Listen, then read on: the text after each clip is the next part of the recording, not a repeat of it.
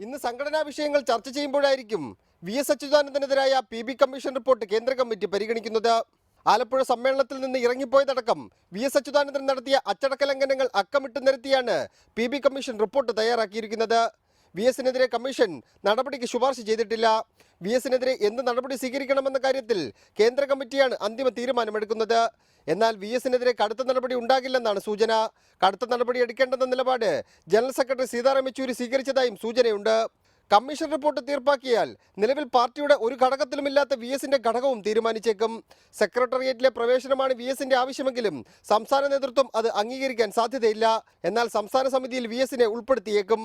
അതേസമയം ഇ.പി. ജയരാജനെതിരായ ബന്ധുനിയമന വിവാദം കേന്ദ്ര കമ്മിറ്റി ചർച്ച ചെയ്യുമോ എന്ന കാര്യത്തിൽ വ്യക്തതയില്ല.